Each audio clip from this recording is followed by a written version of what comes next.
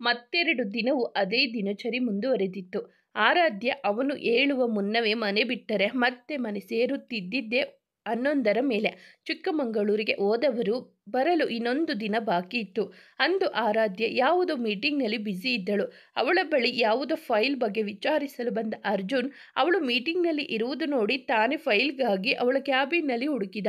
ಅವನಿಗೆ ಬೇಕಾದ ಫೈಲ್ ಸಿಕ್ಕಿತ್ತಾದರೂ ಅದರೊಟ್ಟಿಗೆ ಇದ್ದ ಒಂದಷ್ಟು ಡಾಕ್ಯುಮೆಂಟ್ಸ್ ಅವನ ಕೋಪಕ್ಕೆ ಕಾರಣವಾಗಿತ್ತು. ಅದೇ ಸಮಯಕ್ಕೆ ಮೀಟಿಂಗ್ ಮುಗಿಸಿ ಬಂದ ಆರಾಧ್ಯಳ ಮುಂದೆ ಆ ಪೇಪರ್ಸ್ ಹಿಡಿದವನು, ಏನಿದೆಲ್ಲ ಆರಾಧ್ಯ, ಏನು ಮಾಡಲು ಹೊರಟಿದ್ದೀಯ ನೀನು? ನಿನಗೆ ಹೇಳುವವರು ಕೇಳುವವರು ಯಾರೂ ಇಲ್ಲ ಎಂದುಕೊಂಡಿದ್ದೀಯಾ ಹೇಗೆ ಎಂದು ಕೋಪದಲ್ಲಿ ನುಡಿದಿದ್ದ. ಎಂದು ತನ್ನ ಮೇಲೆ ಕೋಪಗೊಳ್ಳದ ಅರ್ಜುನ್ ಇಂದು ಇಷ್ಟು ಕೋಪಗೊಳ್ಳಲು ಕಾರಣವೇನು ಎಂದುಕೊಂಡು ಅವನ ಕೈಲಿದ್ದ ಪೇಪರ್ಸ್ ಪಡೆದು ನೋಡಿದವಳು ಒಮ್ಮೆ ಉಗುಳು ನುಂಗಿದಳು. ಅಲ್ಲಿ ಇದ್ದಿದ್ದು ಡೈವರ್ಸ್ ಪೇಪರ್. ಅದು ಕೂಡ ಒಂದು ದಿನದ ಹಿಂದಷ್ಟೇ ಆರಾಧ್ಯ ಸಹಿ ಹಾಕಿದ ಡೈವರ್ಸ್ ಪೇಪರ್ಸ್ ಅದು. ಹೌದು, ಆರ್ಯನ ವರ್ತನೆಯಿಂದ ಬಹಳ ಬೇಸರಗೊಂಡವಳು ಇನ್ನು ತಾನಿಲ್ಲೇ ಇದ್ದರೆ ಮತ್ತೆ ನನ್ನ ಮಾನಸಿಕ ಸ್ಥಿತಿ ಹದಗೆಡುವುದು ಎಂದು ಅರಿತವಳು ಅವನಿಗೆ ಡೈವರ್ಸ್ ಕೊಟ್ಟು ಅಲ್ಲಿಂದ ಹೊರಬರುವ ನಿರ್ಧಾರಕ್ಕೆ ಬಂದಿದ್ದಳು. ಅದಕ್ಕಾಗಿ ಡೈವರ್ಸ್ ಪೇಪರ್ ರೆಡಿ ಮಾಡಿಸಿದವಳು, ಅದಕ್ಕೆ ಸಹಿ ಕೂಡ ಹಾಕಿದವಳು. ನಿನ್ನೆಯೇ ಅದನ್ನು ಆರ್ಯನಿಗೆ ಕಳುಹಿಸುವವಳಿದ್ದಳು. ಆದರೆ ಯಾವುದೋ ಅಫಿಷಿಯಲ್ ಕಾಲ್ನಲ್ಲಿ ಮಾತನಾಡುತ್ತಾ ಮಿಸ್ ಆಗಿ ಡೈವರ್ಸ್ ಪೇಪರನ್ನು ಯಾವುದೋ ಫೈಲ್ ಒಳಗೆ ಸೇರಿಸಿಬಿಟ್ಟಿದ್ದಳು. ಅದೇ ಸಮಯಕ್ಕೆ ಅವಳು ಸೈನ್ ಮಾಡಿದ ಫೈಲ್ಗಳನ್ನು ತೆಗೆದುಕೊಂಡು ಹೋಗಲು ಬಂದ ಅಟೆಂಡರ್ ಅಲ್ಲಿದ್ದ ಅಷ್ಟು ಫೈಲ್ಗಳನ್ನು ತೆಗೆದುಕೊಂಡು ಹೋಗಿದ್ದ. ಫೋನ್ ಕಾಲ್ ಮುಗಿಸಿ ಡೈವರ್ಸ್ ಪೇಪರ್ಗಾಗಿ ಎಲ್ಲ ಕಡೆ ಹುಡುಕಿದವಳು ಅದು ಸಿಗದಾದಾಗ ಲಾಯರ್ಗೆ ಕಾಲ್ ಮಾಡಿ ಮತ್ತೊಂದು ಸೆಟ್ ಪೇಪರ್ಸ್ ರೆಡಿ ಮಾಡಲು ಹೇಳಿದಳು. ಸದ್ಯಕ್ಕೆ ಡೈವರ್ಸ್ ವಿಷಯದ ಪೂರ್ತಿ ಇತ್ಯರ್ಥ ಆಗುವವರೆಗೂ ಅದನ್ನು ಯಾರಿಗೂ ತಿಳಿಸಬಾರದೆಂದು ನಿರ್ಧರಿಸಿದ್ದಳು ಆರಾಧ್ಯ. ಏಕೆಂದರೆ ಯಾರೂ ಅದನ್ನು ಒಪ್ಪಿಕೊಳ್ಳುವುದಿಲ್ಲ ಎಂದು ಅವಳಿಗೆ ಗೊತ್ತಿತ್ತು. ಈಗ ಅವಳು ಡೈವರ್ಸ್ ಪೇಪರ್ಸ್ ಇಟ್ಟಿದ್ದ ಫೈಲ್ ಅರ್ಜುನ್ಗೆ ದೊರಕಿತ್ತು. ಅದನ್ನು ಕುರಿತೆ ಅವಳನ್ನು ಪ್ರಶ್ನಿಸಿದ ಅರ್ಜುನ್ ಹಾಗೆ ಮುಂದೆ ಬಂದು ಟೇಬಲ್ ಮೇಲಿದ್ದ ಒಂದು ಗ್ಲಾಸ್ ನೀರನ್ನು ಪೂರ್ತಿಯಾಗಿ ಕುಡಿದವಳು ಸುಮ್ಮನೆ ತನ್ನ ಚೇರ್ನಲ್ಲಿ ಕುಳಿತು ಬಿಟ್ಟಳು. ಅವಳು ಸುಮ್ಮನೆ ಕುಳಿತಿರುವುದನ್ನು ಕಂಡು ನಿನ್ನನ್ನೇ ಕೇಳುತ್ತಿರುವುದು ಆರು, ಏನಿದೆಲ್ಲ ಎಂದು ಮತ್ತೊಮ್ಮೆ ಜೋರು ಮಾಡಿದ ಅರ್ಜುನ್. ಅವನ ಮಾತಿಗೆ ನೋಡಿದರೆ ಗೊತ್ತಾಗಲ್ವಾ ಅಚ್ಚು, ಅದು ಡೈವರ್ಸ್ ಪೇಪರ್ಸ್ ನಾನೇ ರೆಡಿ ಮಾಡಿಸಿದ್ದು. ಇನ್ನು ಆರ್ಯನನ್ನು ಸಾಯಿಸಿಕೊಂಡು ಇರೋಕೆ ನನ್ನಿಂದ ಸಾಧ್ಯವಿಲ್ಲ. ಅದಕ್ಕೆ ಡೈವರ್ಸ್ ಅಪ್ಲೈ ಮಾಡ್ತಿದ್ದೀನಿ ಎಂದು ಅವಳು ಕೊಂಚ ಹೇರು ಧ್ವನಿಯಲ್ಲಿ ಮಾತನಾಡಿದ್ದಳು. ನಿನಗೇನಾದರೂ ತಲೆ ಕೆಟ್ಟಿದೆಯಾ ಆರು? ಗಂಡ ಹೆಂಡತಿ ಅಂದ ಮೇಲೆ ಇಂತಹ ಮಿಸ್ಅಂಡರ್ಸ್ಟ್ಯಾಂಡಿಂಗ್ 1000 ಬರುತ್ತೆ. ಅಷ್ಟಕ್ಕೆಲ್ಲ ಡೈವರ್ಸ್ ಕೊಟ್ಟರೆ ಯಾವ ಸಂಸಾರಗಳು ಉಳಿಯಲ್ಲ. ಆರ್ಯ ಮಾಡಿದ್ದು ಸರಿ ಅಂತ ನಾನು ಹೇಳುತ್ತಿಲ್ಲ, ಆದರೆ ನೀನು ಮಾಡುತ್ತಿರುವುದು ಕೂಡ ಸರಿಯಲ್ಲ. ಬಿ ಪ್ರಾಕ್ಟಿಕಲ್ ಆರು. ಒಂದೇ ಒಂದು ಬಾರಿ ಅವನ ಜಾಗದಲ್ಲಿ ನಿಂತು ಯೋಚನೆ ಮಾಡಿ ನೋಡು. ಅಕಸ್ಮಾತ್ ನೀನೇ ಅವನ ಜಾಗದಲ್ಲಿ ಇದ್ದು ನಿನಗೆ ಅವನು ಬೇರೆ ಹುಡುಗಿಯರ ಜೊತೆ ಇರುವ ಫೋಟೋ ಸಿಕ್ಕಿ ಅದೆಲ್ಲವೂ ನಿಜ ಅಂತ ತಿಳಿದಿದ್ದರೆ ನೀನೇನು ಮಾಡುತ್ತಿದ್ದೆ ಎಂದು ಆರಾಧ್ಯಳನ್ನು ಪ್ರಶ್ನಿಸಿದ ಅರ್ಜುನ್. ಅವನ ಮಾತಿಗೆ ಅವಳು ನಿರುತ್ತರಾದಳು. ಅವನೇ ಮಾತು ಮುಂದುವರಿಸಿ, ನೀನು ಕೂಡ ಅದನ್ನು ನಂಬುತ್ತಿದ್ದೆ ಅಲ್ವಾ? ನಾವು ಯಾವುದಾದರೂ ವ್ಯಕ್ತಿಯ ಮೇಲೆ ನಂಬಿಕೆ ಕಳೆದುಕೊಂಡರೆ ಆ ವ್ಯಕ್ತಿ ಮಾಡುವ ಪ್ರತಿಯೊಂದು ಕೆಲಸವೂ ತಪ್ಪಾಗಿಯೇ ಕಾಣುತ್ತದೆ. ಈಗ ಆರ್ಯ ಕೂಡ ನಿನ್ನ ಮೇಲೆ ನಂಬಿಕೆ ಕಳೆದುಕೊಂಡಿದ್ದಾನೆ. ಅದಕ್ಕೆ ಅವನು ನಿನ್ನನ್ನು ಅನುಮಾನಿಸಿದ್ದು. ಅವನಿಗೆ ಸತ್ಯ ಏನು ಅಂತ ಗೊತ್ತಿಲ್ಲ ಸರಿ, ಆದರೆ ನಿನಗೆ ಸತ್ಯ ಏನಂತ ಗೊತ್ತಿದೆ ಅಲ್ಲವಾ? ಅಂದ ಮೇಲೆ ಅದನ್ನು ಆರ್ಯನಿಗೆ ತಿಳಿಸಿ ನಿನ್ನ ಸಂಸಾರ ಸರಿ ಮಾಡಿಕೊಳ್ಳುವುದು ತಾನೆ. ಅದು ಬಿಟ್ಟು ಈ ರೀತಿ ಹುಚ್ಚುಚ್ಚು ನಿರ್ಧಾರಕ್ಕೆ ಕೈ ಹಾಕಬೇಡ. ಒಂದೇ ಒಂದು ಬಾರಿ ಸತ್ಯ ಏನೆಂದು ತಿಳಿದರೆ ಎಲ್ಲವೂ ಸರಿ ಹೋಗುತ್ತದೆ. ಅವನಿಗೆ ನಿನ್ನ ಮೇಲಿನ ನಂಬಿಕೆ ಕಡಿಮೆಯಾಗಿರಬಹುದು, ಆದರೆ ಪ್ರೀತಿಯಲ್ಲ ಎಂದವನ ಮಾತಿಗೆ ಅದೆಲ್ಲ ನಿನ್ನ ಭ್ರಮೆಯಷ್ಟೇ ಅಚ್ಚು. ಯಾವ ಪ್ರೀತಿಯೂ ಇಲ್ಲ ಅವನಿಗೆ ನನ್ನ ಮೇಲೆ. ಇನ್ನು ಹೆಚ್ಚು ದಿನ ಅಲ್ಲಿ ಉಳಿಯೋಕೆ ನನ್ನಿಂದ ಸಾಧ್ಯವಿಲ್ಲ. ಯಾರು ಏನೇ ಹೇಳಿದರೂ ಅಷ್ಟೇ, ನಾನು ಆರ್ಯನಿಗೆ ಡೈವರ್ಸ್ ಕೊಡಬೇಕೆಂದು ನಿರ್ಧರಿಸಿ ಆಗಿದೆ ಎಂದವಳ ಮಾತಿನಲ್ಲಿ ದೃಢ ನಿರ್ಧಾರವಿತ್ತು. ಆದರೆ ಅದನ್ನು ಸಡಿಲಿಸುವುದು ಹೇಗೆಂದು ಅರ್ಜುನ್ಗೆ ಗೊತ್ತಿತ್ತು. ಈಗ ಅದೇ ಅಸ್ತ್ರವನ್ನು ಪ್ರಯೋಗಿಸಿದ. ನೀನು ಇಷ್ಟು ಸ್ವಾರ್ಥಿಯಾಗುತ್ತೀಯ ಅಂತ ಗೊತ್ತಿರಲಿಲ್ಲ ಕಣೆ ನನಗೆ. ಕೇವಲ ನಿನ್ನ ಬಗ್ಗೆ ಮಾತ್ರ ಯೋಚಿಸುತ್ತೀಯ ಅಲ್ಲವ ನೀನು? ನಿನ್ನ ತಂದೆ ನಿಮ್ಮ ಸಂಸಾರದ ಬಗ್ಗೆ ಅದೆಷ್ಟು ಆಸೆ ಕನಸುಗಳನ್ನು ಇಟ್ಟುಕೊಂಡಿದ್ದಾರೆ ಅಂತ ಗೊತ್ತಾ ನಿನಗೆ? ನಿನ್ನ ಸಂಸಾರ ಮುರಿದರೆ ಅವರಿಗೆ ಎಂತಹ ಆಘಾತವಾಗಬಹುದೆಂಬ ಯೋಚನೆಯಾದರೂ ಇದೆಯಾ ನಿನಗೆ? ಇನ್ನು ಅರ್ಪಿತಾ ನಿನಗಾಗಿ ಏನೇನೆಲ್ಲ ಮಾಡಿದ್ದಾಳೆ, ಒಮ್ಮೆಯಾದರೂ ಅವಳ ಬಗ್ಗೆ ಯೋಚಿಸಿದ್ದೀಯಾ? ನಿನ್ನ ಮದುವೆಯಾಗದೆ ಅವಳು ಸಹ ಮದುವೆಯಾಗುವುದಿಲ್ಲ ಅಂತ ಇಷ್ಟು ವರ್ಷ ಕಾದಿದ್ದಾಳೆ. ನಿನ್ನ ಮದುವೆಯಾದ ವಿಷಯ ತಿಳಿದ ಮೇಲೆ ಈಗ ತಾನೇ ಮದುವೆಯಾಗಲು ಒಪ್ಪಿಗೆ ಕೊಟ್ಟಿದ್ದಾಳೆ. ಈಗ ನೀನು ಡೈವರ್ಸ್ ಎಂದರೆ ಈ ಜನ್ಮದಲ್ಲಿ ನಾವಿಬ್ಬರು ಮದುವೆಯಾಗಲ್ಲ. ಒಂದಂತೂ ಸತ್ಯ, ನಿನಗೆ ಬೇಡದ ದಾಂಪತ್ಯ ಜೀವನ ನಮಗೂ ಬೇಡ. ಚೆನ್ನಾಗಿ ಯೋಚಿಸಿ ನಿರ್ಧರಿಸು. ಆರ್ಯನಿಗೆ ಸತ್ಯ ತಿಳಿಸಿ ಅವನೊಂದಿಗೆ ಖುಷಿಯಾಗಿ ಬಾಳುತ್ತೀಯೋ ಇಲ್ಲ ಸ್ವಾರ್ಥಿಯಾಗಿ ನಿನ್ನ ಜೀವನ ಮಾತ್ರ ನೀನು ನೋಡಿಕೊಳ್ಳುತ್ತೀಯೋ ಅದು ನಿನಗೆ ಬಿಟ್ಟಿದ್ದು ಎಂದು ಹೇಳಿ ಬಿರುಸಾಗಿ ಅಲ್ಲಿಂದ ಹೋಗಿ ಬಿಟ್ಟಿದ್ದ. ಅವನು ಹೋದ ಕೂಡಲೇ ಕುಸಿದು ಕುಳಿತವಳ ಮನಸ್ಸಿಗೆ ಬಹಳವೇ ಘಾಸಿಯಾಗಿತ್ತು. ಅವಳ ಜೀವನದ ಪ್ರತಿಯೊಂದು ನಿರ್ಧಾರಗಳಲ್ಲಿಯೂ ಅವಳಿಗೆ ಒತ್ತಾಸೆಯಾಗಿ ನಿಂತು ಬೆಂಬಲ ನೀಡಿದ್ದು ಇದೇ ಅರ್ಜುನ್. ಇದೇ ಮೊದಲ ಬಾರಿಗೆ ಅವಳ ನಿರ್ಧಾರವನ್ನು ಅದು ಕೂಡ ಇಷ್ಟು ನಿಷ್ಠೂರವಾಗಿ ನಿರಾಕರಿಸಿದ್ದು ಅವಳಿಗೆ ನುಂಗಲಾರದ ತುತ್ತಾಗಿತ್ತು. ಯಾವಾಗಲೂ ನನಗೆ ಯಾಕೆ ಹೀಗಾಗುತ್ತೆ? ನನ್ನ ಜೀವನದ ಮುಖ್ಯವಾದ ನಿರ್ಧಾರಗಳನ್ನು ತೆಗೆದುಕೊಳ್ಳುವ ಸ್ವತಂತ್ರವೂ ಇಲ್ಲದೆ ಹೋಯಿತು ನನಗೆ. ಪ್ರತಿ ಬಾರಿ ನನ್ನನ್ನು ಅರ್ಥ ಮಾಡಿಕೊಳ್ಳುವ ನೀನೇ ಹೀಗೆ ಮಾತನಾಡಿದರೆ ಹೇಗೆ ಅಚ್ಚು? ಅಲ್ಲಿ ಕಳೆಯುವ ಒಂದೊಂದು ಕ್ಷಣವೂ ಹಿಂಸೆಯಾಗುತ್ತಿದೆ ನನಗೆ. ಅದನ್ನು ನಿನಗೆ ಹೇಗೆ ಅರ್ಥ ಮಾಡಿಸಲಿ? ಇಷ್ಟು ದಿನ ಅವನಿಂದ ದೂರ ಇದ್ದರೂ ಹೇಗೋ ನೆಮ್ಮದಿಯಾಗಿದ್ದೆ. ಆದರೆ ಈಗ ಅವನನ್ನು ನೋಡುವ ಪ್ರತಿ ಬಾರಿಯೂ ಅವನಾಡಿದ ಮಾತುಗಳೇ ನೆನಪಾಗುತ್ತವೆ. ಅದರಿಂದ ಹೊರಬರಲಾಗದೆ ಅದೆಷ್ಟು ಒದ್ದಾಡುತ್ತಿದ್ದೀನಿ ಅಂತ ನನಗಷ್ಟೇ ಗೊತ್ತು ಎಂದುಕೊಂಡವಳು ತನ್ನ ದುಃಖವನ್ನೆಲ್ಲ ಕಣ್ಣೀರಿನ ಮೂಲಕ ಹೊರ ಹಾಕಿದ್ದಳು. ಇತ್ತ ತನ್ನ ಕ್ಯಾಬಿನ್ಗೆ ಬಂದ ಅರ್ಜುನ್ ಕಣ್ಣಲ್ಲಿಯೂ ನೀರಾಡಿತ್ತು. ಐ ಆಮ್ ಸಾರಿ ಆರು, ನನ್ನಿಂದ ನಿನಗೆ ತುಂಬ ನೋವಾಯಿತು. ಆದರೆ ಇದೆಲ್ಲವೂ ನಿನ್ನ ಒಳ್ಳೆಯದಕ್ಕೆ ಕಣೆ. ಈ ಬಾರಿಯೂ ನಾನು ನಿನ್ನ ಸಪೋರ್ಟ್ಗೆ ನಿಂತರೆ ನಾನೇ ನಿನ್ನ ಜೀವನವನ್ನು ಹಾಳು ಮಾಡಿದಂತಾಗುತ್ತದೆ. ನೀನು ಜೀವನ ಪೂರ್ತಿ ಒಬ್ಬಂಟಿಯಾಗಿ ಬದುಕುವುದು ನನಗೆ ಇಷ್ಟವಿಲ್ಲ ಕಣೆ. ಅದು ಅಲ್ಲದೆ ನೀವಿಬ್ಬರು ಈಗಲೂ ಒಬ್ಬರನ್ನೊಬ್ಬರು ಪ್ರೀತಿಸುತ್ತಿದ್ದೀರಾ. ಆದರೆ ನಿಮ್ಮಿಬ್ಬರ ಕೋಪ ಹಠದ ಮುಂದೆ ಆ ಪ್ರೀತಿ ಕಾಣಿಸುತ್ತಿಲ್ಲ ಅಷ್ಟೇ. ಒಮ್ಮೆ ಸತ್ಯವೆಲ್ಲ ಹೊರ ಬಂದರೆ ಎಲ್ಲವೂ ಸರಿ ಹೋಗುತ್ತೆ. ಆದರೆ ಅದನ್ನು ನೀನು ಹೇಳದೆ, ನಮಗೂ ಹೇಳಲು ಬಿಡದೆ ಪ್ರಮಾಣ ಮಾಡಿಸಿಕೊಂಡಿದ್ಯಾ. ಹೇಗೋ ಆದಷ್ಟು ಬೇಗ ನಿನ್ನ ಸಂಸಾರ ಸರಿ ಹೋದರೆ ಸಾಕು ಎಂದುಕೊಂಡಿದ್ದ. ಮತ್ತೊಂದು ಕಡೆ ಸ್ಪೇರ್ ಟೀಮ್ನವರು ಆರಾಧ್ಯ ಹೇಳಿದ್ದಂತೆ ಒಂದು ಫೇಕ್ ಅಕೌಂಟ್ ಕ್ರಿಯೇಟ್ ಮಾಡಿ ರಾಕೇಶ್ಗೆ ಆಸ್ಪತ್ರೆಯಲ್ಲಿ ನಡೆಯುತ್ತಿರುವ ಅನ್ಯಾಯಗಳ ಬಗ್ಗೆ ವಿವರವಾಗಿ ಬರೆದು ಆರ್ಯನಿಗೆ ಮೇಲ್ ಮಾಡಿದರು. ಅದನ್ನು ಓದಿದ ಆರ್ಯ ಇದ್ಯಾರೋ ಬೇಕಂತಲೇ ಹೀಗೆ ಕಳುಹಿಸಬಹುದು ಎಂದುಕೊಂಡನಾದರೂ ರಾಕೇಶ್ ವಿಷಯದಲ್ಲಿ ರಿಸ್ಕ್ ತೆಗೆದುಕೊಳ್ಳಲು ಅವನ ಮನಸ್ಸು ಒಪ್ಪಲಿಲ್ಲ.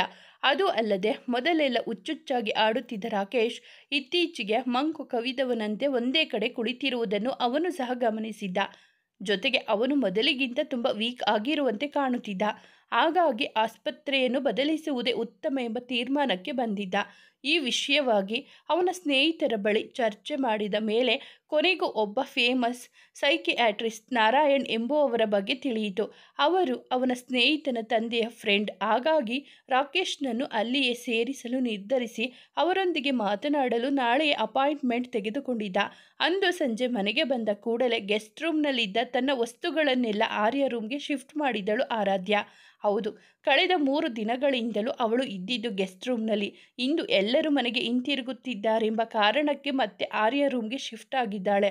ಅಂತೂ ಇಂತೂ ಮನೆಯವರೆಲ್ಲರೂ ಹಿಂತಿರುಗಿ ಬಂದಿದ್ದರು.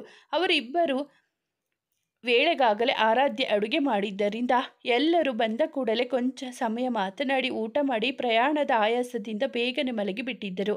ಆದರೆ ಅತ್ತ ಆರಾಧ್ಯ ಇನ್ನೂ ಅಡುಗೆ ಮನೆ ಕೆಲಸದಲ್ಲಿ ನಿರತಳಾಗಿದ್ದರೆ ಇತ್ತ ಆರ್ಯ ಅವಳ ಬರುವಿಕೆಗಾಗಿ ಕಾಯುತ್ತಿದ್ದ. ಈ 4 ದಿನಗಳಲ್ಲಿ ಇದೇ ಮೊದಲು ಅವಳು ಮನೆಗೆ ಬೇಗ ಬಂದದ್ದು. ಅವಳು ಬಂದಾಗಿನಿಂದಲೂ ಅವಳನ್ನು ಮಾತನಾಡಿಸುವ ಪ್ರಯತ್ನದಲ್ಲಿ ಇದ್ದಾನೆ ಆರ್ಯ. ಆದರೆ ಅವಳು ಅವಳ ಕೆಲಸಗಳಲ್ಲಿ ಬ್ಯುಸಿಯಾಗಿದ್ದಾಳೆ. ಹಾಗಾಗಿಯೇ ಮಲಗುವ ಮುನ್ನ ಅವಳೊಂದಿಗೆ ಮಾತನಾಡಿ ಕ್ಷಮೆ ಕೇಳಬೇಕೆಂದು ಕಾಯುತ್ತಿದ್ದಾನೆ ಆರ್ಯ. ಕೊನೆಗೂ ಅವನ ನಿರೀಕ್ಷೆಯನ್ನು ಅಂತ್ಯಗೊಳಿಸಿ ಒಳ ಬಂದಿದ್ದಳು ಆರಾಧ್ಯ.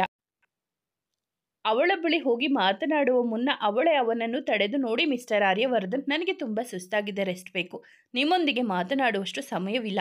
ಅದೇನಿದ್ದರೂ ನಾಳೆ ಮಾತನಾಡುವ ಎಂದವಳು ಅವನ ಮಾತಿಗೂ ಕಾಯದೆ ಹೋಗಿ ಸೋಫಾದ ಮೇಲೆ ಅಡಗಿದ್ದಳು. ಅವಳನ್ನೇ ಕಣ್ತುಂಬಿಕೊಳ್ಳುತ್ತಾ ಹಾಸಿಗೆ ಮೇಲೆ ಉರುಳತೊಡಗಿದ್ದ ಆರ್ಯ ಅವಳು ಸಹ ನಿದ್ದೆ ಬಾರದೆ ಅತ್ತಿತ್ತ ಹುರುಳಿದವಳು ಎದ್ದು ಕುಳಿತಿದ್ದಳು. ಅದನ್ನು ಕಂಡ ಕೂಡಲೇ ಆರ್ಯ ಕಣ್ಮುಚ್ಚಿ ನಿದ್ದೆ ಹೋದವರಂತೆ ನಾಟಕವಾಡುತ್ತಾ ಅವಳನ್ನೇ ಗಮನಿಸುತ್ತಿದ್ದ.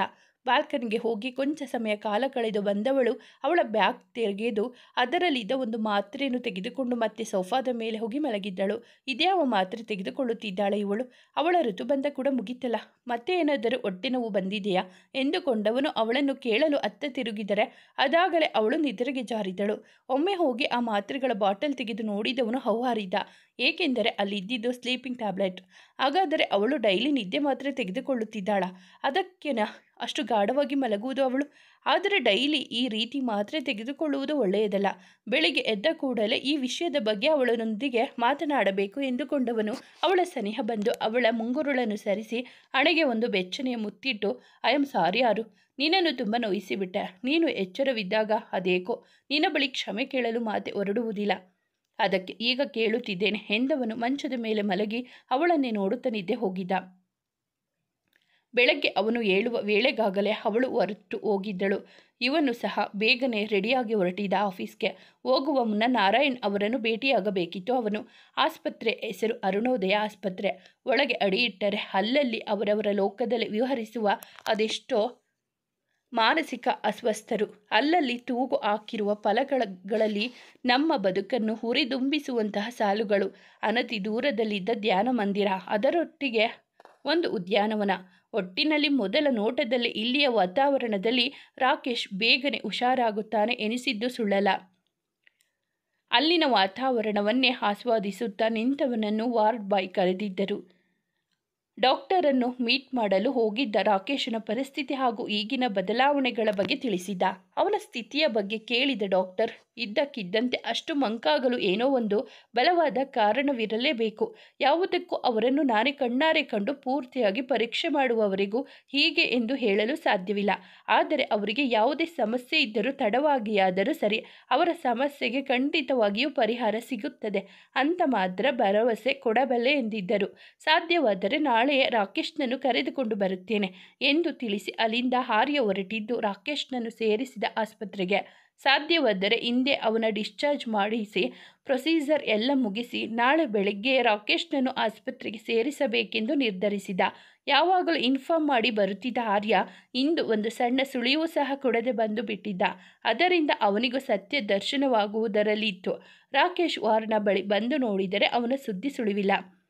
ಸುತ್ತಮುತ್ತ ಯಾವ ವಾರ್ಡ್ ಬಾಯ್ಗಳು ಕಾಣದ ಕಾರಣ ಅವನನ್ನು ಹುಡುಕುತ್ತಾ ಮುಂದೆ ಹೋದ. ಸ್ವಲ್ಪ ದೂರ ಹೋಗುತ್ತಿದ್ದಂತೆ ರಾಕೇಶ್ ಕಿರುಚಾಟ ಕೇಳಿತು. ಧ್ವನಿ ಬಂದ ರೂಮ್ ಕಡೆ ಅವನು ಹೋಗುವಾಗಲೇ ರಾಕೇಶ್ ಜೋರಾಗಿ ಕಿರುಚಿದ್ದ ಶಬ್ದ ಅವನ ಕಿವಿಯನ್ನು ತಲುಪಿತು. ತಕ್ಷಣವೇ ಆ ರೂಮ್ನೊಳಗೆ ಹೋಗಿ ನೋಡಿದಾಗಲೇ ಅವನಿಗೂ ತಿಳಿದಿದ್ದು ರಾಕೇಶ್ಗೆ ಶಾಕ್ ಟ್ರೀಟ್ಮೆಂಟ್ ನೀಡುತ್ತಿದ್ದಾರೆಂದು. ಅದನ್ನು ನೋಡಿದ ಆರ್ಯನಿಗೆ ನಿಜಕ್ಕೂ ಶಾಕ್ ಆಗಿತ್ತು. ಜೊತೆಗೆ ತನಗೆ ಬಂದ ಮೇಲ್ ಸತ್ಯವೆಂಬ ಅರಿವಾಗಿತ್ತು. ತಕ್ಷಣವೇ ಅವರಿಂದ ರಾಕೇಶ್ನನ್ನು ಬಿಡಿಸಿದ. ಆದರೆ ಅಷ್ಟು ಹೊತ್ತಿಗಾಗಲೇ ರಾಕೇಶ್ ಅರೆಬರೆ ಪ್ರಜ್ಞಾವ್ಯವಸ್ಥೆಯಲ್ಲಿದ್ದ. ಡಾಕ್ಟರ್ಗೆ ಸರಿಯಾಗಿ ಛೀಮಾರಿ ಹಾಕಿದ ಆರ್ಯ ಅಲ್ಲಿನ ವಾರ್ಡ್ ಬಾಯ್ಗಳ ಸಹಾಯದಿಂದ ತನ್ನ ಕಾರಿನಲ್ಲಿ ಮಲಗಿಸಿದ. ಹಾಗೂ ಆ ಡಾಕ್ಟರ್ಗೆ ಇದೇ ಕೊನೆ ಬಾರಿ, ಮತ್ತೊಮ್ಮೆ ನಿನ್ನ ನೆರಳು ಸಹ ರಾಕೇಶ್ನನ್ನು ಸೋಕಬಾರದು. ಹಾಗೇನಾದರೂ ಆದರೆ ಜೀವನ ಪೂರ್ತಿ ಜೈಲಿನಲ್ಲಿ ಕೊಳೆಯುವ ಹಾಗೆ ಮಾಡ್ತೀನಿ. ನಿನ್ನ ತಂದೆ ನಮ್ಮ ತಂದೆಯ ಜೀವವನ್ನು ಉಳಿಸಿದರೆಂಬ ಒಂದೇ ಒಂದು ಕಾರಣಕ್ಕೆ ನಿನ್ನನ್ನು ಸುಮ್ಮನೆ ಬಿಡುತ್ತಿರುವುದು ನೆನಪಿಟ್ಟುಕೋ ಎಂದು ಅವರಿಗೆ ವಾರ್ನ್ ಮಾಡಿ ಬಂದಿದ್ದ. ಅಲ್ಲಿಂದ ಹೊರ ಬಂದವನು ಕಾರ್ನಲ್ಲಿದ್ದ ರಾಕೇಶ್ನನ್ನು ನೋಡಿದರೆ ಅವನಾಗಲೇ ನಿದ್ದೆ ಹೋಗಿದ್ದ. ಆದರೆ ಅವನ ಕೈಲಿದ್ದ ಅವನ ರಮ್ಯ ಫೋಟೋ ಮಾತ್ರ ಕೈ ಬಿಟ್ಟಿರಲಿಲ್ಲ. ತನ್ನ ಪ್ರಾಣ ಸ್ನೇಹಿತನ ಕೈಲಿ ತನ್ನ ಹೆಂಡತಿಯ ಫೋಟೋ ಕಂಡು ಒಡಲೆಲ್ಲ ಸಂಕಟ ಆವರಿಸಿತ್ತು ಆರ್ಯನಿಗೆ. ಮತ್ತದೇ ಕೋಪದ ರೂಪ ತಾಳಿದ್ದು ಆರಾಧ್ಯಳೆಡೆಗೆ. ಅವಳಿಂದಲೇ ನನ್ನ ರಾಕಿ ಇಂತಹ ಸ್ಥಿತಿಗೆ ತಲುಪಿದ್ದು, ಅವಳನ್ನು ಮಾತ್ರ ಸುಮ್ಮನೆ ಬಿಡುವುದಿಲ್ಲ ಎಂದು ಅವನ ಬುದ್ಧಿ ನುಡಿದರೆ ಅವಳಿಗೆ ನೋವು ನೀಡಿ ನೀನು ಖುಷಿಯಾಗಿರಲು ಸಾಧ್ಯವಾ ಎಂದು ಅವನ ಮನ ನುಡಿದಿತ್ತು. ಅಲ್ಲಿಂದಲೇ ನಾರಾಯಣ್ ಅವರಿಗೆ ಕಾಲ್ ಮಾಡಿ ನಡೆದ ವಿಷಯ ತಿಳಿಸಿದವನು ಆಸ್ಪತ್ರೆಯ ಕಡೆ ಕಾರ್ ಚಲಾಯಿಸಿದ. ಅವನು ಬರುವ ವೇಳೆಗಾಗಲೇ ರಾಕೇಶ್ನ ಟ್ರೀಟ್ಮೆಂಟ್ಗೆ ಎಲ್ಲವೂ ಸಿದ್ಧವಾಗಿತ್ತು. ಅವರು ಬಂದೊಡನೆ ಇಬ್ಬರು ವಾರ್ಡ್ ಬಾಯ್ಗಳು ಬಂದು ರಾಕೇಶ್ನನ್ನು ಸ್ಟ್ರೆಚರ್ ಮೇಲೆ ಮಲಗಿಸಿಕೊಂಡು ಕರೆದುಕೊಂಡು ಹೋಗಿದ್ದರು. ಅವನನ್ನು ಪರೀಕ್ಷಿಸಿದ ಡಾಕ್ಟರ್ ಅವನಿಗೆ ಇಂಜೆಕ್ಷನ್ ಕೊಟ್ಟು ಡ್ರಿಪ್ಸ್ ಹಾಕಿದವರಿಗೆ ರಾಕೇಶ್ ಕೈಲಿದ್ದ ಫೋಟೋ ಕಂಡಿತು. ಆರ್ಯನೊಂದಿಗೆ ತಮ್ಮ ಕ್ಯಾಬಿನ್ಗೆ ಬಂದವರು ನೀವು ಸರಿಯಾದ ಸಮಯಕ್ಕೆ ಕರೆದುಕೊಂಡು ಬಂದಿದ್ದೀರಾ ಆರ್ಯ. ಇನ್ನು ಸ್ವಲ್ಪ ದಿನ ರಾಕೇಶ್ ಅಲ್ಲೇ ಇದ್ದಿದ್ದರೆ ತುಂಬ ಸಮಸ್ಯೆ ಆಗುತ್ತಿತ್ತು. ರಾಕೇಶ್ ತುಂಬ ವೀಕ್ ಇದ್ದಾನೆ ಆರ್ಯ. ಅವನಿಗೆ ಸರಿಯಾಗಿ ಊಟ ತಿಂಡಿ ಸಹ ಕೊಟ್ಟಿಲ್ಲ ಅನಿಸುತ್ತೆ. ಸದ್ಯಕ್ಕೆ ನಾಳೆ ಕೆಲವೊಂದು ಟೆಸ್ಟ್ಗಳನ್ನು ಮಾಡಬೇಕು. ಆ ಟೆಸ್ಟ್ ರಿಸಲ್ಟ್ ಆಧಾರದ ಮೇಲೆ ಟ್ರೀಟ್ಮೆಂಟ್ ಬಗ್ಗೆ ಯೋಚಿಸೋಣ. ಆದರೆ ಸದ್ಯಕ್ಕೆ ಅವನು ಪಿಕಪ್ ಆಗುವವರೆಗೂ ನಾನು ಟ್ರೀಟ್ಮೆಂಟ್ ಶುರು ಮಾಡೋದು ಕಷ್ಟ. ಮೊದಲು ಅವನು ದೈಹಿಕವಾಗಿ ಸದೃಢನಾಗಬೇಕು ಎಂದಿದ್ದರು. ಆರ್ಯ ಕೂಡ ಅದಕ್ಕೆ ಒಪ್ಪಿಕೊಂಡ.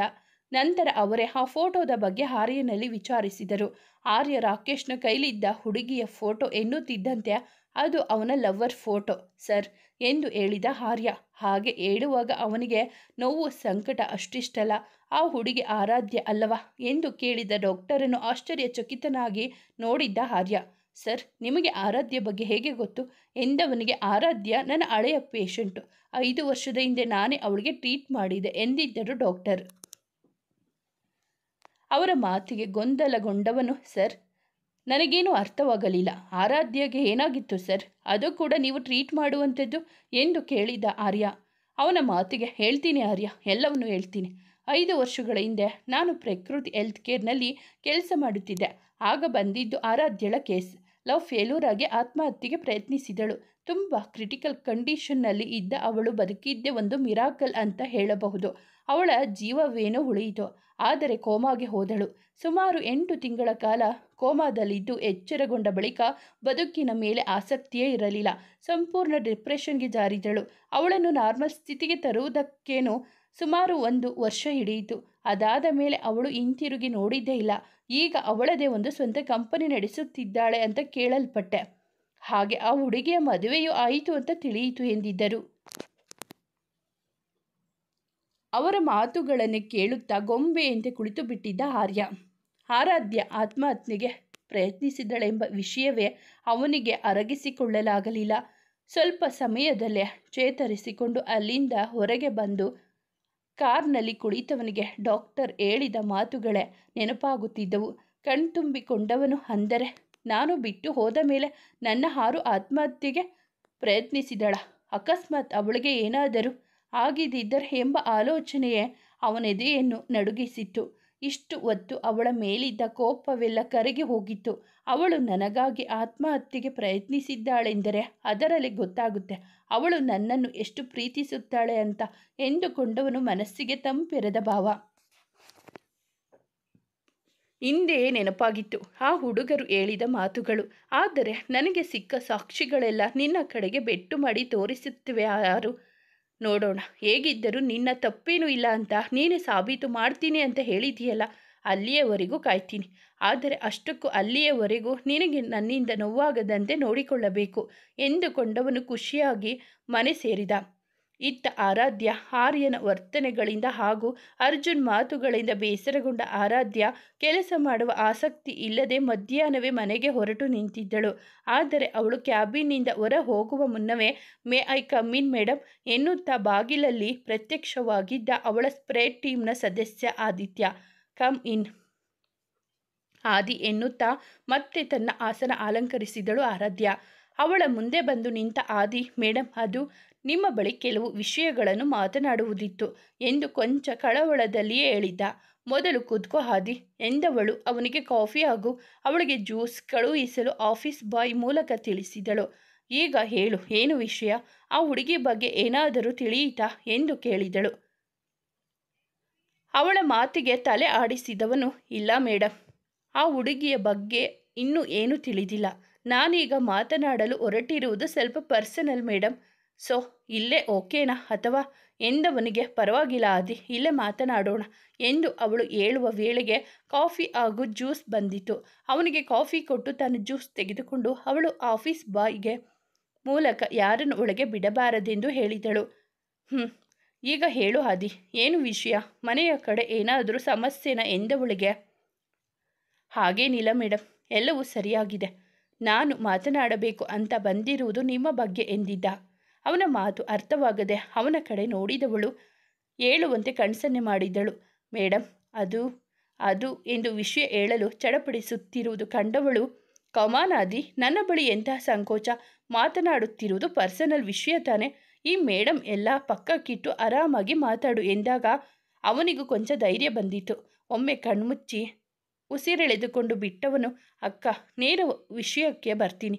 ಇಂದು ಬೆಳಗ್ಗೆ ನಿಮಗೆ ಯಾವುದೋ ಫೈಲ್ ಕೊಡಲು ಬಂದಿದ್ದೆ. ಆಗ ನೀವು ಮತ್ತು ಅರ್ಜುನ್ ಅವರು ಮಾತನಾಡಿದ್ದನ್ನು ನಾನು ಕೇಳಿಸಿಕೊಂಡೆ ಎಂದು ಅವಳನ್ನು ಒಮ್ಮೆ ನೋಡಿದರೆ ಅದಾಗಲೇ ಅವನನ್ನು ಸಿಟ್ಟು ಬಿಡುವಂತೆ ನೋಡುತ್ತಿದ್ದಳು. ಒಮ್ಮೆ ಉಗುಳು ನುಂಗಿದವನು, ಅದು ಬೇಕಂತ ಕೇಳಿಸಿಕೊಂಡಿದ್ದಲ್ಲ ಅಕ್ಕ, ಮಿಸ್ಸಾಗಿ ನನ್ನ ಕಿವಿಗೆ ಬಿದ್ದಿದ್ದಷ್ಟೆ ಎಂದು ಭಯದಲ್ಲಿ ಹೇಳಿದವನ ಕಂಡು ನಗು ಉಕ್ಕಿತು ಅವಳಿಗೆ. ಅವಳ ಮುಗುಳು ನಗೆ ಕಂಡು ಕೊಂಚ ನಿರಾಳವಾಗಿತ್ತು ಅವನಿಗೆ. ಮತ್ತೆ ಮಾತು ಮುಂದುವರೆಸಿದವನು, ಅಕ್ಕ, ನಾವು ಆ ಹುಡುಗರ ಬಗ್ಗೆ ಮಾಹಿತಿ ಸಂಗ್ರಹಿಸುವಾಗ ಮತ್ತೊಂದು ಕುತೂಹಲಕಾರಿ ವಿಷಯ ತಿಳಿಯಿತು. ಈಗ 5 ವರ್ಷದ ಹಿಂದೆ ಭಾವ ಕೂಡ ಅವರನ್ನೆಲ್ಲ ಮೀಟ್ ಮಾಡಿದ್ದರಂತೆ ಎಂದವನ ಕಡೆ ಪ್ರಶ್ನಾರ್ಥಕವಾಗಿ ನೋಡಿದವಳು, ಯಾವ ಭಾವ ಆದಿ? ನಿಮ್ಮ ಭಾವನಿಗೂ ಆ ಹುಡುಗಿಯ ಬಗ್ಗೆ ಏನಾದರೂ ವಿಷಯ ಗೊತ್ತಾ ಎಂದು ಒಮ್ಮೆಲೆ ಪ್ರಶ್ನಿಸಿದಳು. ಅಕ್ಕ, ನೀನು ನನಗೆ ಅಕ್ಕ ಅಂದ ಮೇಲೆ ಆರ್ಯ ಅವರು ನನಗೆ ಭಾವ ಆಗಬೇಕು ತಾನೆ ಎಂದವನ ಮಾತಿಗೆ ಮೂತಿ ತಿರುಗಿಸಿದಳು ಹುಡುಗಿ. ಭಾವ ಕೂಡ ಆ ಹುಡುಗರನ್ನೆಲ್ಲ 5 ವರ್ಷದ ಕೆಳಗೆ ಭೇಟಿ ಮಾಡಿದ್ದಾರೆ. ಅದು ಕೂಡ ನಿನ್ನೊಂದಿಗೆ ಬ್ರೇಕಪ್ ಮಾಡಿಕೊಂಡು ನಿನ್ನನ್ನು ಮೀಡಿಯಾ ಮುಂದೆ ಅವಮಾನ ಮಾಡಿದ್ದರಲ್ಲ, ಅದಕ್ಕಿಂತಲೂ ಮುಂಚೆಯೇ ಅವರೆಲ್ಲರನ್ನು ಭೇಟಿ ಮಾಡಿದ್ದಾರೆ. ಬಹುಶಃ ಅವರನ್ನು ಭೇಟಿಯಾದ ನಂತರವೇ ಭಾವ ನಿನ್ನೊಂದಿಗೆ ಹಾಗೆ ನಡೆದುಕೊಳ್ಳಲು ನಿರ್ಧರಿಸಿದ್ದು ಅನಿಸುತ್ತೆ. ಒಂದು ಮಾತಂತೂ ನಿಜ ಅಕ್ಕ, ಅವರು ನಿನ್ನನ್ನು ತುಂಬ ಪ್ರೀತಿಸುತ್ತಾರೆ. ಬಹುಶಃ ಅವರ ಜಾಗದಲ್ಲಿ ನಾನಿದ್ದರೂ ಆ ಫೋಟೋಗಳು ಒರಿಜಿನಲ್ ಅಂತ ತಿಳಿದ ಕೂಡಲೇ ಬ್ರೇಕಪ್ ಮಾಡಿಕೊಳ್ಳುತ್ತಿದ್ದೆ ಅನಿಸುತ್ತೆ. ಆದರೆ ಭಾವ ಹಾಗೆ ಮಾಡಲಿಲ್ಲ. ಆ ಫೋಟೋಗಳು ಒರಿಜಿನಲ್ ಅಂತ ತಿಳಿದ ಮೇಲೂ ಕೂಡ ನಿನ್ನ ಮೇಲಿನ ನಂಬಿಕೆ ಕಳೆದುಕೊಳ್ಳದೆ ಸತ್ಯವನ್ನು ಹುಡುಕುತ್ತಾ ಹೋಗಿದ್ದಾರೆ. ಎಲ್ಲರ ಮಾತು ಕೇಳಿದ ಮೇಲೆ ಅವರ ಬಳಿ ಇದ್ದ ನಿನ್ನ ಹಾಗೂ ಅವರ ಮತ್ತಷ್ಟು ಫೋಟೋಗಳು ನೋಡಿದ ಮೇಲೆ ಅವರು ಸಹ ನಂಬಲೇಬೇಕಾಯಿತು. ಅದು ಅಲ್ಲದೆ ಅವರ ಸ್ನೇಹಿತ ರಾಕೇಶ್, ಅವರ ಮನೆಯಲ್ಲಿ ರಾಕೇಶ್ ಮತ್ತು ರಮ್ಯಾ ಫೋಟೋಗಳು ನೋಡಿದ ಮೇಲೆ ಅದು ನೀವೇ ಅಂತ ತಿಳಿದು ಮಾಡಿದ್ದಾರೆ. ಅವರಿಗೊಂದು ದೊಡ್ಡ ತಪ್ಪು ಕಲ್ಪನೆಯಾಗಿದೆ ಅಷ್ಟೆ. ಅವರು ಈಗಲೂ ನಿನ್ನನ್ನು ಪ್ರೀತಿಸುತ್ತಿದ್ದಾರೆ ಅಕ್ಕ, ಪ್ಲೀಸ್ ಅರ್ಥ ಮಾಡಿಕೊಳ್ಳಿ ಎಂದು ಕೇಳಿಕೊಂಡಿದ್ದ. ನೀನು ಕೂಡ ಶುರು ಮಾಡಿದ್ಯಾ ಅವನ ಪರ ಮಾತನಾಡುವುದನ್ನು? ಅಷ್ಟಕ್ಕೂ ನಿನಗೇನು ಗೊತ್ತು ಅಂತ ಮಾತನಾಡುತ್ತಿದ್ದೀಯಾ? ಅವನು ನನ್ನ ಬಿಟ್ಟು ಹೋದಾಗ ನಾನೆಷ್ಟು ನೋವು ಅನುಭವಿಸಿದ್ದೆ ಅಂತ ಗೊತ್ತಾ? ನಾನು ಯಾವ ಪರಿಸ್ಥಿತಿಯಲ್ಲಿದ್ದೆ ಅಂತ ಗೊತ್ತಾ? ಅವನು ನನ್ನನ್ನು ಪ್ರೀತಿಸಲಿಲ್ಲ, ಪ್ರೀತಿಸುವ ನಾಟಕವಾಡಿದ ಅಷ್ಟೆ. ಅದು ಕೂಡ ನನ್ನ ಮೇಲೆ ಸೇಡು ತೀರಿಸಿಕೊಳ್ಳಲು ಎಂದು ಆವೇಶದಲ್ಲಿ ನುಡಿದು ಕುರ್ಚಿಯ ಮೇಲೆ ಕುಸಿದು ಕುಳಿತವಳ ಕಣ್ಣುಗಳು ಅದಾಗಲೇ ಅನಿಗೂಡಿದ್ದವು. ನೀರಿನ ಲೋಟವನ್ನು ಅವಳ ಮುಂದೆ ಹಿಡಿದ ಹಾದಿ, ಪ್ಲೀಸ್ ರಿಲ್ಯಾಕ್ಸ್ ಆಗಿ ನಿಧಾನವಾಗಿ ಕುಳಿತು ಮಾತನಾಡೋಣ ಎಂದಿದ್ದ. ಅವನ ಕೈಯಿಂದ ಲೋಟ ತೆಗೆದುಕೊಂಡು ನೀರು ಕುಡಿದು ಸ್ವಲ್ಪ ಸಮಯ ಕಣ್ಮುಚ್ಚಿ ಕುಳಿತವಳ ಮನಸ್ಸು ಮತ್ತಷ್ಟು ರಾಡಿಯಾಗಿತ್ತು. ಅವಳ ಕೈ ಮೇಲೆ ಕೈ ಇಟ್ಟ ಆದಿ, ಅಕ್ಕ ಪ್ಲೀಸ್, ನಾನು ಹೇಳುವುದನ್ನು ಪೂರ್ತಿಯಾಗಿ ಸ್ವಲ್ಪ ಸಮಾಧಾನವಾಗಿ ಕೇಳಿಸಿಕೊಳ್ಳಿ. ನೀವು ಅಂದುಕೊಂಡ ಹಾಗೆ ಅವರು ನಿಮಗೆ ಮೋಸ ಮಾಡಲು ನಿಮ್ಮ ಜೊತೆ ನಾಟಕವಾಡಿಲ್ಲ. ನಿಮ್ಮನ್ನು ನಿಜವಾಗಿಯೂ ಪ್ರೀತಿಸಿದ್ದಾರೆ. ಆದರೆ ನಿಮ್ಮನ್ನು ತಪ್ಪಾಗಿ ತಿಳಿದುಕೊಂಡು ಬೇಕೆಂದೇ ನಿಮ್ಮ ಬಳಿ ಹಾಗೆ ಹೇಳಿದ್ದಾರೆ ಅಷ್ಟೇ. ನಿಮಗೆ ಗೊತ್ತಾ, ಅಷ್ಟೆಲ್ಲ ನಿಮಗೆ ಅವಮಾನ ಮಾಡಿ ಯುಕೆಗೆ ಹೋದವರು ನಿಮಗಾಗಿ ಒಂದೇ ವಾರಕ್ಕೆ ವಾಪಸ್ ಬಂದು ಬಿಟ್ಟರು. ಅವರು ಆಶ್ಚರ್ಯದಿಂದ ಕಣ್ಣರಳಿಸಿ ನೋಡಿದಳು ಆರಾಧ್ಯ. ಹೌದು ಅಕ್ಕ, ಅವರು ಹೋದ ಒಂದೇ ವಾರಕ್ಕೆ ನಿಮಗಾಗಿ ವಾಪಸ್ ಬಂದು ಬಿಟ್ಟರು. ಅದಕ್ಕೆ ಸಾಕ್ಷಿ ಕೂಡ ಇದೆ ಎಂದವನು ಆರ್ಯನ ರಿಟರ್ನ್ ಟಿಕೆಟ್, ಪಾಸ್ಪೋರ್ಟ್ ಎಲ್ಲದರ ಕಾಪಿ ಕೊಟ್ಟಿದ್ದ ಆರಾಧ್ಯಳ ಕೈಗೆ. ಅವರು ಬಂದ ಕೂಡಲೇ ಮೊದಲು ಮಾಡಿದ ಕೆಲಸ ಏನು ಅಂತ ಗೊತ್ತಾ? ನಿಮ್ಮನ್ನು ಹುಡುಕಿಕೊಂಡು ನಿಮ್ಮ ಮನೆಯ ಬಳಿ ಹೋಗಿದ್ದು. ಆದರೆ ನೀವು ಅಲ್ಲಿ ಇರಲಿಲ್ಲ. ನಿಮ್ಮ ಫ್ರೆಂಡ್ಸ್ ಎಲ್ಲರನ್ನೂ ವಿಚಾರಿಸಿದ್ದಾರೆ, ಆದರೆ ನಿಮ್ಮ ಬಗ್ಗೆ ಏನೂ ತಿಳಿದಿಲ್ಲ. ಕೊನೆಗೆ ಕಾಲೇಜಿನಲ್ಲಿ ವಿಚಾರಿಸಿ ನಿಮ್ಮ ಅಡ್ರೆಸ್ ತೆಗೆದುಕೊಂಡರೆ ಅಲ್ಲಿ ಕೂಡ ನೀವು ಚಿಕ್ಕಮಗಳೂರು ಅಡ್ರೆಸ್ಸನ್ನು ಕೊಟ್ಟಿದ್ರಿ. ಕೊನೆಗೆ ನಿಮಗಾಗಿ ಇಡೀ ಚಿಕ್ಕಮಗಳೂರು ಪೂರ್ತಿ ಹುಡುಕಿದ್ದಾರೆ. ನೀವು ಸಿಗದಿದ್ದಾಗ ಅದೇ ಕಾಲೇಜಿನಲ್ಲಿ ಅವರ ಕೆಲಸವನ್ನು ಮುಂದುವರೆಸಿದ್ದಾರೆ. ಇಂದಲ್ಲ ನಾಳೆ ನೀವು ಸಿಗುತ್ತೀರಾ ಎಂಬ ನಂಬಿಕೆಯಿಂದ ಅಲ್ಲೇ ಉಳಿದಿದ್ದಾರೆ. 2 ವರ್ಷಗಳಾದ ಮೇಲೆ ಅವರ ತಂದೆಯ ಬಲವಂತಕ್ಕೆ ಬೆಂಗಳೂರಿಗೆ ಶಿಫ್ಟ್ ಆಗಿದ್ದಾರೆ. ಆಗಲೂ ಕೂಡ ಚಿಕ್ಕಮಗಳೂರಿನಲ್ಲಿ ಅವರಿಗೆ ಗೊತ್ತಿರುವವರಿಗೆಲ್ಲ ನಿಮ್ಮ ಬಗ್ಗೆ ತಿಳಿದರೆ ತಕ್ಷಣವೇ ತಿಳಿಸುವಂತೆ ಹೇಳಿದ್ದಾರೆ. ಒಂದು ಕ್ಷಣ ಯೋಚಿಸಿ ನೋಡಿ, ಅವರು ನಿಮ್ಮನ್ನು ಪ್ರೀತಿಸಿಲ್ಲವೆಂದರೆ ಇಷ್ಟು ದಿನ ಮದುವೆಯಾಗದೆ ಇದ್ದಿದ್ದು ಯಾಕೆ? ನಿಮ್ಮನ್ನು ಕಂಡ ಕೂಡಲೇ ನಿಮ್ಮನ್ನು ಮದುವೆಯಾಗಿದ್ದು ಯಾಕೆ? ಏಕೆಂದರೆ ಅವರು ಈಗಲೂ ನಿಮ್ಮನ್ನು ಪ್ರೀತಿಸುತ್ತಿದ್ದಾರೆ. ಆದರೆ ಅವರ ಮುಂದಿರುವ ಸಾಕ್ಷಿಗಳು ನಿಮ್ಮನ್ನು ಒಪ್ಪಿಕೊಳ್ಳಲು ಬಿಡುತ್ತಿಲ್ಲ ಅಷ್ಟೇ. ಇಷ್ಟರ ಮೇಲೂ ನಿಮಗೆ ಅವರಿಂದ ದೂರ ಬರಬೇಕೆನಿಸಿದರೆ ಅದು ನಿಮ್ಮಿಷ್ಟ. ಇದೆಲ್ಲ ನನಗೆ ಏಕೆ ಅಂತ ನಾನು ಸುಮ್ಮನಿರಬಹುದಿತ್ತು. ಆದರೆ ಎಂದೋ ಬೀದಿಗೆ ಬೀಳಬೇಕಾಗಿದ್ದ ನನ್ನ ಕುಟುಂಬಕ್ಕೆ ಆಸರೆಯಾದವರು ನೀವು. ಇಂದು ನಾನು, ನನ್ನ ಕುಟುಂಬ ಎಲ್ಲರೂ ಸುರಕ್ಷಿತವಾಗಿರುವುದೇ ನಿಮ್ಮಿಂದ. ಅದಕ್ಕೆ ಕಂಡು ಯಾವುದು ತಪ್ಪು ಕಲ್ಪನೆಗಳಿಗೆ ಸಿಲುಕಿ ನಿಮ್ಮ ಜೀವನ ಹಾಳಾಗುತ್ತಿರುವುದು ನನಗೆ ಸಹಿಸಲಾಗಲಿಲ್ಲ. ನನಗೆ ಅನಿಸಿದ್ದನ್ನು ಹೇಳಿದ್ದೇನೆ. ನಾನೇನಾದರೂ ತಪ್ಪಾಗಿ ಮಾತನಾಡಿದ್ದೇನೆ ಎನಿಸಿದರೆ ಕ್ಷಮಿಸಿ ಎಂದವನು ತನಗೆ ಕೆಲಸವಿದೆ ಎಂದು ತಿಳಿಸಿ ಅಲ್ಲಿಂದ ಹೊರಟಿದ್ದ. ಆರ್ಯ ತನ್ನ ಮೇಲೆ ನಂಬಿಕೆ ಇಟ್ಟಿದ್ದು ಹಾಗೂ ತನಗಾಗಿ ಮರಳಿ ಬಂದದ್ದು ಕೇಳಿ ಖುಷಿಯಾಯಿತಾದರೂ ಅವನು ಅರ್ಜುನ್ ಹಾಗೂ ಅವಳ ಬಗ್ಗೆ ಆಡಿದ ಮಾತುಗಳು ಸಹ ಸಹ್ಯವಾಗಿರಲಿಲ್ಲ. ಅದನ್ನು ಮರೆಯುವುದು ಅಷ್ಟು ಸುಲಭವೂ ಆಗಿರಲಿಲ್ಲ. ಅವಳ ಮನಸ್ಸು ಡೋಲಾಮಯವಾಗಿತ್ತು. ಅವನ ಮೇಲೆ ಪ್ರೀತಿ ಇದ್ದರೂ ಅವನನ್ನು ಒಪ್ಪಿಕೊಂಡು ಬಾಳುವ ಪರಿಸ್ಥಿತಿ ಇರಲಿಲ್ಲ. ಇದೆಲ್ಲದರಿಂದ ಮುಕ್ತಿ ಸಿಕ್ಕರೆ ಸಾಕು ಎನಿಸಿತು. ಎಲ್ಲದಕ್ಕಿಂತ ಹೆಚ್ಚಾಗಿ ತಾನು ಎಲ್ಲರಿಂದ ದೂರವಾಗಿ ಒಬ್ಬಂಟಿಯಾಗಿದ್ದಾಗಲೇ ಹೆಚ್ಚು ಸುಖವಾಗಿದ್ದೆ ಎಂದೆನಿಸತೊಡಗಿತ್ತು. ಪಳ್ಳು ಸಂಬಂಧಗಳಿಗಿಂತ ಒಂಟಿತನವೇ ಲೇಸೆನಿಸಿತು. ಅವಳು ಮನಸ್ಸು ಮತ್ತೆ ಒಂಟಿತನವನ್ನು ಬಯಸತೊಡಗಿತ್ತು. ಇತ್ತ ಆರ್ಯ ಮಾತ್ರ ಒಂದು ಗಟ್ಟಿ ನಿರ್ಧಾರಕ್ಕೆ ಬಂದಿದ್ದ. ಸತ್ಯ ತಿಳಿಯುವವರೆಗೂ ಯಾವುದೇ ಕಾರಣಕ್ಕೂ ಅವಳನ್ನು ನೋಯಿಸಬಾರದು ಎಂದು ನಿರ್ಧರಿಸಿದ್ದ. ಜೊತೆಗೆ ಅವಳಿಂದ ತಪ್ಪಾಗಿದ್ದರೂ ಆಗದಿದ್ದರೂ ಯಾವುದೇ ಕಾರಣಕ್ಕೂ ಅವಳನ್ನು ಕಳೆದುಕೊಳ್ಳಬಾರದೆಂದು ಗಟ್ಟಿಯಾಗಿ ನಿರ್ಧರಿಸಿಬಿಟ್ಟಿದ್ದ. ಒಂದು ಕಡೆ ಆರ್ಯ ಅವರಿಬ್ಬರ ಸಂಬಂಧವನ್ನು ಗಟ್ಟಿ ಮಾಡಿಕೊಳ್ಳಲು ನಿರ್ಧರಿಸಿದರೆ, ಮತ್ತೊಂದು ಕಡೆ ಯಾವ ನಿರ್ಧಾರಕ ಬರಲಾರದೆ ಈ ಸಂಬಂಧದಿಂದ ಮುಕ್ತಿ ಒಂದು ಆ ಸಂದರ್ಭಕ್ಕಾಗಿ ಕಾದು ಕುಳಿತಿದ್ದ ಆರಾಧ್ಯ ಸದ್ಯಕ್ಕೆ ಡೈವರ್ಸ್ ವಿಷಯವನ್ನು ಮುಂದೂಡಿದಳು. ಅಂದು ಮಧ್ಯಾಹ್ನವೇ ಮನೆಗೆ ಬಂದ ಆರ್ಯ ಕೆಲವು ಆಫೀಸ್ ಕೆಲಸಗಳನ್ನು ಮುಗಿಸಿ ಆರಾಧ್ಯಳ ಬಳಿ ಹೇಗೆ ಕ್ಷಮೆ ಕೇಳುವುದೆಂದು ಯೋಚಿಸುತ್ತಾ ಕುಳಿತಿದ್ದ. ಸ್ವಲ್ಪ ಸಮಯದ ನಂತರ ಅಡುಗೆ ಮನೆಗೆ ಬಂದವನು ತನ್ನ ತಾಯಿಯೊಂದಿಗೆ ಮಾತನಾಡುತ್ತಾ ಕಾಲ ಕಳೆದು ಆರಾಧ್ಯಳ ಆಗಮನಕ್ಕಾಗಿ ಕಾಯತೊಡಗಿದ್ದ. ಆರಾಧ್ಯ ಕೂಡ ಅಂದು ಬೇಗನೆ ಆಫೀಸ್ ಕೆಲಸ ಮುಗಿಸಿ ಹೊರಟಿದ್ದಳು. ಆದರೆ ದಾರಿಯಲ್ಲಿ ಯಾವುದೋ ಆಕ್ಸಿಡೆಂಟ್ ಆಗಿರುವುದು ಕಂಡು ಅವರನ್ನು ಆಸ್ಪತ್ರೆಗೆ ಸೇರಿಸಿ ಎಲ್ಲ ಒಂದು ಹಂತಕ್ಕೆ ಬಂದು ಅವಳು ಅಲ್ಲಿಂದ ಹೊರಡುವ ವೇಳೆಗೆ 10 ಗಂಟೆಯಾಗಿತ್ತು. ಇಂದು ಅವಳು ಮಾಡಿದ ಇದೊಂದು ಉಪಕಾರ ಮುಂದೊಂದು ದಿನ ಅವಳಿಗೆ ಸಹಾಯವಾಗುವುದರಲ್ಲಿ ಇತ್ತು. ಆದರೆ ಇತ್ತ ಮನೆಯಲ್ಲಿ ಅವಳಿಗಾಗಿ ಕಾದು ಕಾದು ಸಾಕಾಗಿ ಕೊನೆಗೆ 9 ಗಂಟೆಗೆ ಆರಾಧ್ಯಳ ಆಫೀಸಿಗೆ ಹೋದವನಿಗೆ ಸಿಕ್ಕಿದ್ದು ಅವರಾಗಲೇ ಆಫೀಸ್ನಿಂದ ಹೊರಟು 4 ಗಂಟೆಯಾಯಿತು ಎಂಬ ಉತ್ತರ. ಅವಳಿಗೆ ಕಾಲ್ ಮಾಡಿದರೆ ಸ್ವಿಚ್ ಆಫ್ ಎಂದು ಬರುತ್ತಿತ್ತು. ಅದನ್ನು ಕೇಳಿ ಅವಳು ಮನೆಗೆ ಬರುವ ದಾರಿಯಲ್ಲೆಲ್ಲ ಅವಳನ್ನು ಹುಡುಕಿ ಹೊರಟಿದ್ದ.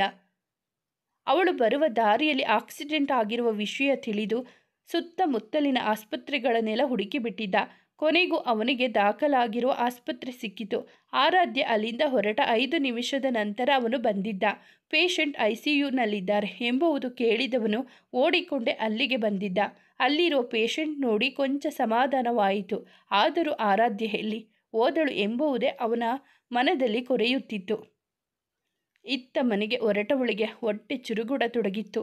ಅದೇ ಸಮಯಕ್ಕೆ ರೋಡ್ ಪಕ್ಕದಲ್ಲಿ ಪಾನಿಪುರಿ ಕಂಡವಳು ತೆಗೆದುಕೊಂಡು ತಿನ್ನತೊಡಗಿದಳು. ಇತ್ತ ಆಸ್ಪತ್ರೆಯಿಂದ ಹೊರಬಂದ ಆರ್ಯ ಮತ್ತೆ ಆರಾಧ್ಯಳಿಗಾಗಿ ಹುಡುಕತೊಡಗಿದ. ಹಾಗೆ ಹುಡುಕುತ್ತಾ ಬಂದವನಿಗೆ ಅದೇ ರಸ್ತೆಯ ಕೊನೆಯಲ್ಲಿ ಪಾನಿಪುರಿಯನ್ನು ತಿನ್ನುತ್ತಿದ್ದ ಆರಾಧ್ಯಳನ್ನು ನೋಡಿ ಉರಿದು ಹೋಗಿತ್ತು. ಅವಳ ಬಳಿ ಬಂದವನು ಅವಳ ಕೈಯಲ್ಲಿರುವ ಪಾನಿಪುರಿ ಪ್ಲೇಟ್ ಕಿತ್ತು ಪಕ್ಕಕ್ಕಿಟ್ಟು, ನಿನಗೆ ಹೇಳುವವರು ಕೇಳುವವರು ಯಾರೂ ಇಲ್ಲ ಅಂದುಕೊಂಡಿದ್ದೀಯಾ? ಅಲ್ಲಿ ಮನೆಯಲ್ಲಿ ಎಲ್ಲರೂ ನಿನಗಾಗಿ ಟೆನ್ಷನ್ ಮಾಡಿಕೊಂಡು ಕಾಯುತ್ತಿದ್ದರೆ, ನೀನು ಮಾತ್ರ ಇಲ್ಲಿ ಆರಾಮವಾಗಿ ಪಾನಿಪುರಿ ತಿನ್ನುತ್ತಾ ನಿಂತಿದ್ದೀಯಾ ಎಂದವನು ಅವಳನ್ನು ತನ್ನ ಕಾರ್ ಬಳಿಗೆ ಎಳೆದುಕೊಂಡು ಬಂದು ಒಳಗೆ ಕೂರಿಸಿದ. ಪಕ್ಕ ಡ್ರೈವಿಂಗ್ ಸೀಟ್ನಲ್ಲಿ ಕುಳಿತವನು ಕೋಪ ಇನ್ನೂ ತಗ್ಗಿರಲಿಲ್ಲ. ಪದೇ ಪದೇ ತನ್ನ ಕೈಯನ್ನು ಸ್ಟೇರಿಂಗ್ಗೆ ಹೊಡೆಯುತ್ತಾ ಕೋಪವನ್ನು ನಿಯಂತ್ರಿಸಲು ಪ್ರಯತ್ನಿಸುತ್ತಿದ್ದ. ಸ್ವಲ್ಪ ಸಮಯ ನೋಡಿದವಳು ಅವನು ಸುಮ್ಮನಾದಾಗ ಅವನ ಕೈಯನ್ನು ಹಿಡಿದಿದ್ದಳು. ಅವನು ಮಾತ್ರ ಅವಳ ಕಡೆ ನೋಡದೆ ಅವಳ ಕೈಯಿಂದ ತನ್ನ ಕೈ ಬಿಡಿಸಿಕೊಳ್ಳುವಲ್ಲಿ ನಿರತನಾಗಿದ್ದ. ಅವಳಿಂದ ಕೈ ಬಿಡಿಸಿಕೊಂಡವನು ಮತ್ತೆ ಸ್ಟೇರಿಂಗ್ಗೆ ಹೊಡೆಯುವಷ್ಟರಲ್ಲಿ ಮತ್ತೆ ಹೊಡೆದರೆ ನನ್ನಾಣೆ ಎಂದು ಬಿಟ್ಟಳು ಆರಾಧ್ಯ. ಅವಳ ಕಡೆ ತಿರುಗಿ ನೋಡಿದಾಗ ತಕ್ಷಣವೇ ಕಿಟಕಿಯ ಕಡೆ ಮುಖ ಮಾಡಿದವಳು, ನಾನೇನು ನಿಮಗೆ ನೋವಾಗುತ್ತೆ ಅಂತ ಹಾಗೆ ಹೇಳಲಿಲ್ಲ. ಇನ್ನೂ ಹೊಡೆದರೆ ಸ್ಟೇರಿಂಗ್ ಕಿತ್ತು ಹೋಗುತ್ತೆ ಅಷ್ಟೇ. ಆಮೇಲೆ ಮನೆಗೆ ಹೇಗೆ ಹೋಗ್ತೀರಾ? ಅದಕ್ಕೆ ಹೇಳಿದೆ ಅಷ್ಟೇ ಎಂದಿದ್ದಳು. ಅದು ಸುಳ್ಳು ಎಂಬುದು ಇಬ್ಬರಿಗೂ ಗೊತ್ತಿತ್ತು. ಅವಳ ಸಮರ್ಥನೆ ಕೇಳಿ ಅವನಿಗೂ ನಗು ಬಂದಿತು. ಆದರೂ ಅದನ್ನು ನಿಯಂತ್ರಿಸುತ್ತಿದ್ದ. ಸ್ವಲ್ಪ ಸಮಯ ಮೌನವೇ ರಾಜ್ಯವಾಳಿತು ಅಲ್ಲಿ. ಅವಳು ಅವನ ಕಣ್ತಪ್ಪಿಸಿ ಹೊರಗೆ ನೋಡುತ್ತಿದ್ದರೆ ಅವನು ಮಾತ್ರ ಅವಳನ್ನು ನೋಡುವುದರಲ್ಲಿ ನಿರತ. ನಿಮಿಷಗಳ ಹಿಂದೆ ಇದ್ದ ಕೋಪ ಈಗ ಕೊಂಚವೂ ಇಲ್ಲ. ಹಾರಾಡುವ ಅವಳ ಮುಂಗುರುಳು ಅವನ ಸಂಯಮವನ್ನು ಕೆಣಕಿದ್ದು ಸುಳ್ಳಲ್ಲ.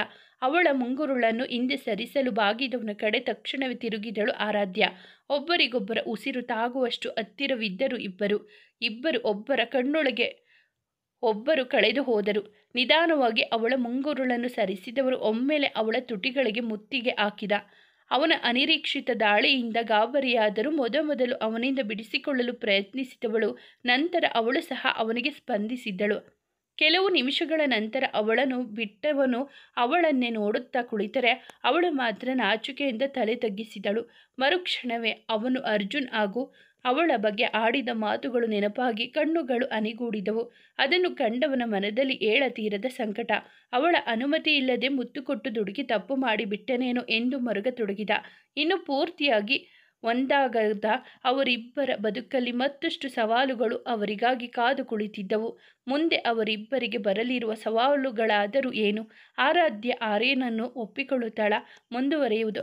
ಸ್ನೇಹಿತರೆ, ಈ ಕತೆ ನಿಮಗೆ ಇಷ್ಟವಾಗಿದ್ದರೆ ದಯವಿಟ್ಟು ಒಂದು ಲೈಕ್ ಮಾಡಿ, ನಮ್ಮ ಚಾನಲನ್ನು ಸಬ್ಸ್ಕ್ರೈಬ್ ಆಗಿ, ಪಕ್ಕದಲ್ಲಿರುವ ಬೆಲ್ ಬಟನ್ ಕ್ಲಿಕ್ ಮಾಡಿ, ನಿಮ್ಮ ಫ್ರೆಂಡ್ಸ್ ಆ್ಯಂಡ್ ಫ್ಯಾಮಿಲಿಗೆ ಕಥೆಯನ್ನು ಶೇರ್ ಮಾಡಿ, ನಿಮ್ಮ ಅನಿಸಿಕೆ ಅಭಿಪ್ರಾಯವನ್ನು ಕಾಮೆಂಟಲ್ಲಿ ತಿಳಿಸಿ. ಕಥೆಯನ್ನು ಕೇಳಿದ್ದಕ್ಕಾಗಿ ಧನ್ಯವಾದಗಳು.